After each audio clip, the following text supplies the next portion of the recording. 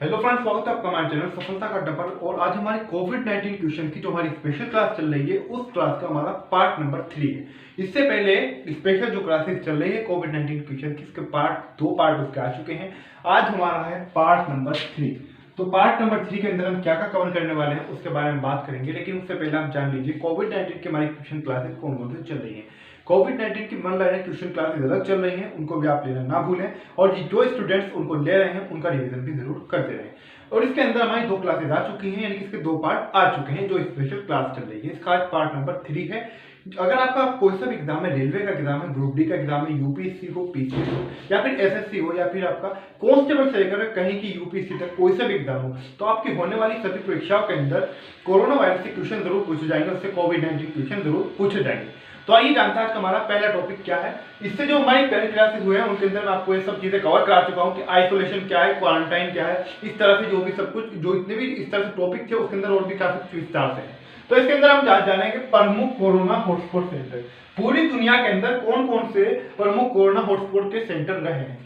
तो एक तो वुहान रहा है, यहीं से कहा जाता है कि चाइना से कोरोना वायरस की शुरुआत हुई, कोरोना वायरस यहीं से शुरू हुआ। एक तो वुहान हो गया और दूसरा था इटली। इटली के अंदर भी बहुत ज्यादा केस बढ़ रहे थे। इसके अंदर मैंने सभी कोरोना के जो हॉटस्पॉट सेंटर हैं उनके नाम नहीं लिखे हैं, लेकिन जो प्रमुख है जो आपसे पूछे जा सकते हैं उनके नाम यहाँ पर आप लिखे हुए हैं। इटली हो गया, स्पेन हो गया, न्यूयॉर्क, मुंबई और दिल्ली। भारत के अंदर अगर हम कहें कि दो जो प्रमुख थे वो मुंबई था, दिल्ली था। वैसे तो कहने के लिए भीलवाड़ा भी था और भी कई शहर थे, लेकिन मुंबई और दिल्ली शुरुआत में प्रमुख थे।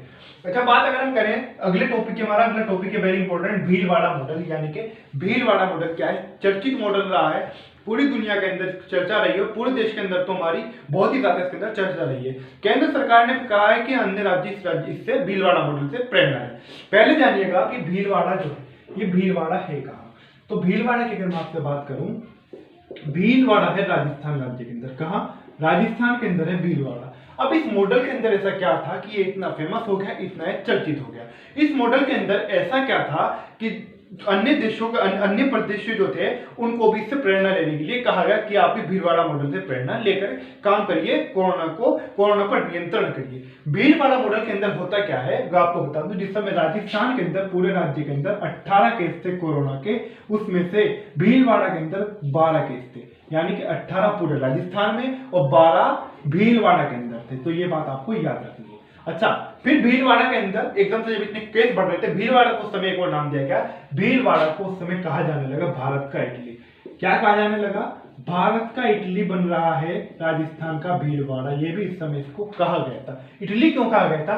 क्योंकि इटली उस समय जोरों पर था, वहां बहुत ज्यादा मृत्यु हो रही थी, कोरोना वायरस एकदम वहां पर चीन के बाद में बहुत जोर शोर के साथ इटली के अंदर फैल चुका था। तो इसीलिए जिस प्रकार से भारत के अंदर फैल रहा था सबसे ज्यादा, तो भारत का इटली कहा जाने लगा भीलवाड़ा को, राजस्थान के भीलवाड़ा को। लेकिन फिर वहां के प्रशासन ने, वहां के स्वास्थ्य विभाग ने, वहां के जो अन्य विभाग थे उन सभी ने, पुलिस प्रशासन ने कैसे इस पर कंट्रोल पाया वो जानना विशेष है।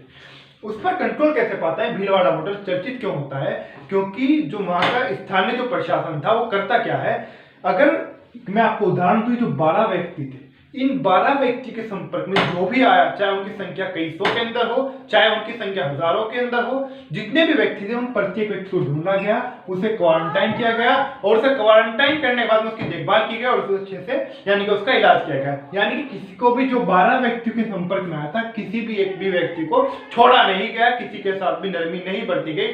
साथ ही साथ पुलिस ने इतनी सख्त कार्रवाई करते हुए जिन लोगों ने कर्फ्यू तोड़ा था उन वाहनों को भी जब्त किया। ये सब भीलवाड़ा के अंदर हुआ। और पुलिस प्रशासन ने, जो स्थानीय प्रशासन था, जो स्थानीय डॉक्टर से बड़ी मेहनत के साथ में घर घर जाकर सभी को जागरूक किया और सभी से उनसे कहा कि आप अपना कोरोना टेस्ट करें। यानी कि किसी को भी अगर डाउट है तो कोई भी अपने ऊपर यानी कि उसके तरह का रिस्क ना ले कि उसको कोरोना हो जाए। साथ ही साथ इसके अंदर एक और चीज हुई, जो समाज के जिम्मेदार लोग होते हैं, जो धर्म गुरु होते हैं, स्थानीय प्रशासन ने, स्वास्थ्य विभाग ने, पुलिस प्रशासन ने उनकी भी वहां पर मदद ली। तो ये प्रमुख जो बातें थी ये भीलवाड़ा मॉडल की थी। और अगर आपसे पूछा जाए भारत का इटली किसे कहा गया, तो भारत का इटली भीलवाड़ा कहा गया। क्या यहाँ पर मामला रहा, किस प्रकार से कंट्रोल किया, वो सब मैंने आपको बता दिया है। तो 18 में से आपको गौर करने वाली बात है, आप समझ सकते हैं 12 केस 18 में से, यानी कि अगर कहीं की पूरे राजस्थान में मात्र 6 केस थे, किससे अलग? भीलवाड़ा से अलग। तो भीलवाड़ा से, भीलवाड़ा के अंदर मात्र भीलवाड़ा में राजस्थान से 12 केस थे, जिस समय राजस्थान के अंदर कुल 18 केस थे। तो ये था भीलवाड़ा मॉडल। अच्छा, बात करें अगर भारत के सबसे बड़े क्वारंटाइन सेंटर की भी पूछा जा सकता है। इससे पहले मैं आपको ये बता चुका हूं कि क्वारंटाइन क्या होता है, आइसोलेशन क्या होता है, क्या सोशल डिस्टेंसिंग है। इससे जो हमारी पहली क्लासेस है पार्ट 2 हुआ है, पार्ट 1 हुआ, और उसके अंदर मैं आपको ये भी बता दें कि मास्क व सैनिटाइजर को जब आवश्यक वस्तु घोषित किया गया था सरकार के द्वारा कि किनको किस आवश्यक वस्तु अधिनियम के तहत किया गया है, आवश्यक वस्तु अधिनियम 1955 क्या है, वो सब मैं आपको वहां पर कवर करा चुका हूँ। जिस स्टूडेंट ने क्लास नहीं ली है तो उस क्लास को जरूर ले लें, और अभी तक आपने क्लास को शेयर नहीं किया है तो प्लीज क्लास को शेयर जरूर कर दें। तो मैं आपको बता रहा था कि भारत का सबसे बड़ा क्वारंटाइन सेंटर, तो भारत के अगर सबसे बड़े क्वारंटाइन सेंटर की बात करें तो दिल्ली भारत का सबसे बड़ा क्वारंटाइन सेंटर है। अच्छा, इसके आगे एक और चीज आती है जिसके अंदर प्रधानमंत्री के द्वारा जनता से अपील की गई थी कि पीएम केयर्स फंड के अंदर दान करें, यानी कि भारत सरकार का सहयोग करें, क्योंकि भारत पहले ही कोरोना से पहले ही आर्थिक संकट से जूझ रहा था, हमारी जो अर्थव्यवस्था थी वो काफी कमजोर हो रही थी, इसीलिए ये अपील भी की गई। तो पीएम केयर्स फंड के अंदर ताकि कोरोना पर लेकर हम कंट्रोल कर सकें, इससे पहले पीएम केयर्स फंड पे आया, लेकिन उससे पहले मोमबत्ती जलाने की प्रक्रिया क्या थी, क्या दिया जलाने की प्रक्रिया थी, थाली वगैरह, वो सब मैंने आपको पूर्व की क्लास के अंदर मैं आपको कवर करा चुका हूँ। ठीक है, तो हम बात अगर पीएम केयर्स फंड की करें तो पीएम से पूरा नाम हो जाएगा प्रधानमंत्री, ये आप सभी जानते हैं। ठीक है, अगर हम सी से बात करें, पहले आप इसका पूरा नाम जान लीजिए। इसका पूरा नाम है citizen assistance relief in emergency situation fund, ये इसका पूरा नाम है। पूरा नाम कैसे मैं आपको बता दूं, प्रधानमंत्री, तो पीएम से हो गया आपका, सी से हो गया आपका केयर्स, ए की बात करें तो यहाँ से आपका असिस्टेंस आ जाएगा, और अगर हम आर की बात करें तो इसका आ जाएगा आपका रिलीफ। ई की बात अगर हम करें तो ई से हो जाएगा आपका इमरजेंसी, और अगर हम एस की बात करें तो इससे हो जाएगा आपका सिचुएशन, क्या हो जाएगा, सिचुएशन इससे हो जाएगा, और आपका फंड ये यहाँ पे फंड हो गया। ठीक है, तो ये भी बात आपको समझ में आ गई होगी कि पीएम केयर्स फंड का पूरा नाम क्या है। प्रधानमंत्री राहत कोष यानी कि पीएम केयर्स फंड का जो पूरा नाम है वो क्या है, citizen assistance relief in emergency situation fund, ये इसका पूरा नाम, ये आपको याद रखना है। और साथ के साथ नोट करते चले, अभी तक क्लास को शेयर नहीं किया है तो प्लीज शेयर कर दे अपने फ्रेंड के साथ में, चैनल को सब्सक्राइब नहीं किया तो बेल आइकन प्रेस करके जरूर सब्सक्राइब कर दें। अच्छा, एक और इसके अंदर एक और क्वेश्चन है वेरी इंपॉर्टेंट, क्रिकेट गेंद पर लाल प्रतिबंध को लेकर विवाद क्यों। जी हाँ, लाल प्रतिबंध, यानी कि अगर हम कहें लाल प्रतिबंध को लेकर विवाद क्यों, कुछ लोग इसको लाल कहते हैं, कुछ इसको राल कहते हैं, अपनी अपनी अलग अलग भाषा होती है, अपनी अपनी अलग अलग अपना अपना बोलचाल का तरीका अलग अलग क्षेत्रों के अनुसार अलग अलग होता है। तो लाल कहें या राल कहें, अगर एक तरह से कहेंगे थूक भी आप कह सकते हैं। जिस समय आपने देखा होगा कि जो गेंदबाज होता है, जो बॉलर होता है, जब वो बॉलिंग कराता है तो वो आपने देखा होगा उससे पहले क्रिकेट पर कहीं कितनी लाल लगाता है, सभी तो नहीं लेकिन अधिकतर लगाते हैं। तो लाल पर प्रतिबंध लगा दिया गया, यानी कि कोई भी क्रिकेटर यानी कोई भी बॉलर जब बॉलिंग कराएगा, यानी कि जो कोई भी गेंदबाज, तो वो लाल का प्रयोग नहीं करेगा, गेंद पर लाल नहीं लगाएगा। अब इसकी शुरुआत कहां से हुई, इस पर प्रतिबंध लगाने की सबसे पहले मांग किसने की, इस पर प्रतिबंध लगाने की सबसे पहले मांग की थी ऑस्ट्रेलिया ने। किसके द्वारा मांग की गई, सबसे पहले जो मांग की गई वो ऑस्ट्रेलिया के द्वारा मांग की गई कि इस पर प्रतिबंध लगे। किसके ऊपर प्रतिबंध लगे, प्रतिबंध लगे कि गेंद के ऊपर लाल लगाने को लेकर, किसके ऊपर, गेंद के ऊपर लाल ना लगाया जाए, इसको लेकर इसके ऊपर प्रतिबंध लगा दिया जाए। शुरुआत कहां से हुई, ये भी क्वेश्चन आपसे पूछा जा सकता है। तो ऑस्ट्रेलिया से शुरुआत हुई, कहां से हुई, ऑस्ट्रेलिया से शुरुआत हुई, लेकिन ये बात ऑस्ट्रेलिया की पूरे विश्व को माननी पड़ी और सभी को इस पर अमल करना पड़ा, और इसको फिर पूरे विश्व के अंदर अगर कहें कि इस पर प्रतिबंध लाल के ऊपर लगा दिया जाए। हालांकि कुछ खिलाड़ियों ने नियम भी तोड़ा, उन्होंने फिर भी लाल का प्रयोग किया, और ये कोरोना से संकट के कारण, यानी कि कोरोना से मुक्ति के कारण, कोरोना से बचाव के कारण बतौर एहतियात, बतौर सावधानी के ये निर्णय लिया गया था, और ऑस्ट्रेलिया ने भी इसलिए इसकी मांग भी की थी कि लाल पर प्रतिबंध लगा दिया जाए क्रिकेट गेम के लिए। ठीक है, अब ऑस्ट्रेलिया की बात करें, ऑस्ट्रेलिया से 2-3 क्वेश्चन अगर अक्सर परीक्षाओं के अंदर पूछ लिए जाते हैं तो वो है ऑस्ट्रेलिया की आपसे राजधानी पूछी जाए तो ऑस्ट्रेलिया की जो राजधानी है वो है कैनबरा, ये बात आपको याद रखनी है, यहाँ से आप नोट करते चलें, कैनबरा ऑस्ट्रेलिया की राजधानी है। अगर पूछा जाए आपसे कि ऑस्ट्रेलिया के पीएम कौन है, तो स्कॉट मॉरिसन यहाँ के पीएम है। कौन, स्कॉट मॉरिसन यहाँ के पीएम है ऑस्ट्रेलिया के। ऑस्ट्रेलिया से एक और क्वेश्चन आपसे पूछा जा सकता है कि करेंसी क्या है यहाँ की, तो करेंसी भी आपको याद रखनी है। करेंसी है ऑस्ट्रेलिया की वर्तमान में ऑस्ट्रेलियाई डॉलर, क्या है, ऑस्ट्रेलियाई डॉलर यहाँ की करेंसी है। कहाँ की करेंसी है, ऑस्ट्रेलियाई डॉलर ऑस्ट्रेलिया की करेंसी। ठीक है, तो ये 3 क्वेश्चन थे इंपॉर्टेंट जो ऑस्ट्रेलिया से आपसे पूछे जा सकते हैं, ये भी याद रखें, बहुत ज्यादा जरूरी है। अच्छा, एक और है आगे इंपॉर्टेंट क्वेश्चन, पहला प्लाज्मा बैंक, तो पहला प्लाज्मा बैंक कहाँ है, पहला प्लाज्मा बैंक है दिल्ली के अंदर, जो प्लाज्मा बैंक बनाए गए थे दिल्ली के अंदर पहला प्लाज्मा बैंक बनाया गया था। और ये शायद उस समय की बात है, जो ये उसी के अगर हम कहें कि उसी के लगभग उसी समय की बात है जिस समय प्लाज्मा बैंक बनाए जा रहे थे, जिस समय जमातियों का प्रकरण आया था दिल्ली से निजामुद्दीन का, जिसको लेकर अभी आपने देखा होगा कि अभी टिप्पणी भी की है मुंबई हाईकोर्ट के द्वारा कि किसी भी आप धर्म विशेष को या फिर किसी व्यक्ति को आप इसे अपना शिकंजा में यानी कि नहीं बना सकते। उसके अंदर उसको भी अगर आपने निर्णय को नहीं पढ़ा है, खासकर अगर आप यूपीएससी की तैयारी कर रहे हैं, पीसीएस की, अगर एसएससी भी कर रहे हैं, तो आप उसके लिए उसको पढ़ना बहुत ज्यादा जरूरी है। उसके अंदर स्पष्टीकरण उसके अंदर बताया गया है, यानी कि जो उनके खिलाफ याचिका दायर की गई थी, उनका कोरोना फैलाने के अंदर कोई ज्यादा उनके अंदर रोल नहीं था।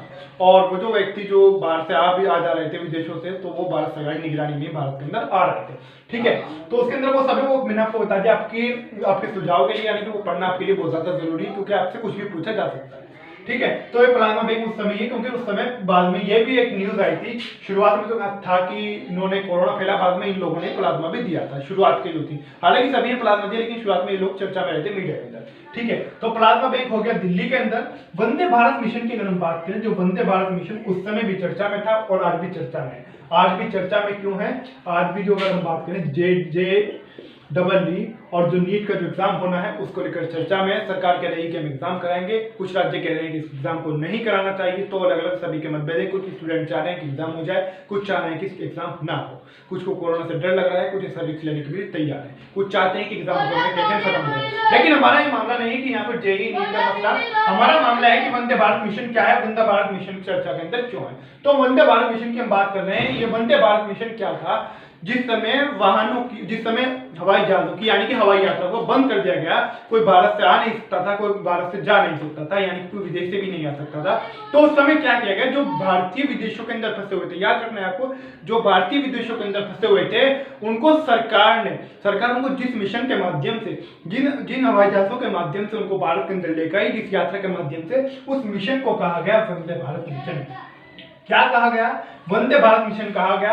अगर हम कहें कि आपका जब दिल चाहे आप किसी भी देश के अंदर जा सकते हैं, विदेश के अंदर आ सकते हैं, लेकिन कोरोना संकट के चलते सभी देशों ने अपनी हवाई यात्राओं को बंद कर दिया। फिर उस दौरान क्या होता है कि जो भारत के रहने वाले लोग विदेशों के अंदर फंसे हुए थे, भारत आना चाहते थे, उनको वंदे भारत मिशन के तहत अलग से उनके लिए विशेष रूप से हवाई जहाज चलवाए गए। उनके लिए जो हवाई जहाज चलवाए गए, उनको जो लाया गया, फिर उनको क्वारंटाइन किया गया, जो मिशन कहलाया, उनको इस मिशन के तहत भारत लाया गया। तो ये वंदे भारत मिशन के तहत अगर मैं कहूँ कि हवाई जहाजों का संचालन किया गया। अब हाल ही में फिर से क्यों चर्चा में आ गया है? क्योंकि कहा जा रहा है जो इसके अभ्यर्थी हैं इन एग्जाम्स के, जो भारत के अलावा जो अन्य देशों के अंदर विदेशों के अंदर फंसे हुए हैं, वो एक तरह ये भी दिया जा रहा है कि जब ये बाहर फंसे हुए हैं तो एग्जाम कराना कैसे संभव है, क्योंकि इनके अंदर इनकी बड़ी संख्या है, ये जो स्टूडेंट्स हैं विदेशों के अंदर इनकी बड़ी संख्या है, इनका एग्जाम छूट जाएगा तो इनका साल खराब हो जाएगा। ये बात कही जा रही है, तर्क रखा जा रहा है। साथ ही साथ फिर इसके अगर हम कहें कि इसके विपरीत क्या तर्क रखा जा रहा है, उनके साथ ही कहा जा रहा है कि जो छात्र बाहर फंसे हुए हैं इनको वंदे भारत मिशन के तहत भारत ले आया जाए। किसके तहत? वंदे भारत मिशन के तहत। तो इसलिए मिशन फिर से चर्चा के अंदर है हाल ही में, तो आपको इसको भी अच्छे से याद रखना है। अच्छा, अगला जो है हमारा आज का जो लास्ट टॉपिक है वो है भारत का पहला ग्रीन स्टेट। आपने देखा होगा, मैंने आपको जो इसका पार्ट 2000 का बताया था कि रेड जोन क्या है, ग्रीन जोन क्या है और ऑरेंज जोन क्या है, उसके बारे में मैंने आपको विस्तार से बताया था। लेकिन भारत का पहला ग्रीन स्टेट यानी कि सबसे पहले कोरोना से मुक्त होने वाला राज्य भारत का, तो सबसे पहला जो राज्य बना, जो सबसे पहला ग्रीन स्टेट बना, वो बना गोवा। ये आपको अभी याद भी रखना है। क्या बना? गोवा सबसे पहला ग्रीन स्टेट बना भारत का, ठीक है। और इतना ही आप यहाँ से याद रखेंगे कि गोवा सबसे पहला, क्योंकि मैं आपको इसके अंदर विस्तार से नहीं बताऊंगा कि राज्यपाल कौन है, मुख्यमंत्री कौन है, यहाँ की राजधानी क्या है, वो सब फिर बहुत ज्यादा हो जाता है। वो मैंने आपको जो इंपॉर्टेंट था यहाँ बता दिया। हालांकि ये भी इंपॉर्टेंट है, लेकिन हमारा जो टॉपिक है, जो हमारा फोकस रहना चाहिए, वो हमारा फोकस यही है कि कोविड-19 क्वेश्चन की जो हमारी क्लास है, उसके अलावा तो फिर यहाँ से राजस्थान से ही बन जाता है क्वेश्चन कि राजस्थान के मुख्यमंत्री अशोक गहलोत और यहाँ की राजधानी जयपुर, इसी तरह दिल्ली से बन जाता है मुख्यमंत्री अरविंद केजरीवाल, उपराज्यपाल अनिल बैजल, इस तरीके से। तो हम खैर इतना विस्तार में नहीं जाने वाले। आज की जो हमारी क्लास है वहीं पर समाप्त होती है। इसका पार्ट 3 कोविड-19 क्वेश्चन की स्पेशल क्लास का पार्ट 3 पर समाप्त होता है। आपको क्लास कैसी लगी प्लीज कमेंट करके जरूर बताएं, और आपको क्लास अच्छी लगी तो प्लीज लाइक और शेयर करना जरूर ना भूलें। और अभी तक आपने हमारे चैनल सफलता घंटा सब्सक्राइब नहीं किया तो प्लीज जरूर सब्सक्राइब कर दें। और डेली के डेली मैं आपसे फिर कहता हूँ कि जुड़ना ना भूलें। हमारी जो जो डेली स्पेशल करंट अफेयर्स आती है उससे, क्योंकि करंट से आजकल बहुत ज़्यादा क्वेश्चन एग्जाम के अंदर पूछे जा रहे हैं। जो भी एग्जाम्स हुए थे, चाहे आपका एसएससी का एग्जाम हो हाल ही में कुछ दिन पहले, जिस समय कोरोना नहीं आया था, शुरुआत के जो दिन थे, या फिर आपको होने वाले एग्जाम, करंट से बहुत ज़्यादा क्वेश्चन पूछे जा रहे हैं। इसलिए डेली जो हमारी स्पेशल करंट अफेयर की क्लास आती है उसको लेना ना भूलें।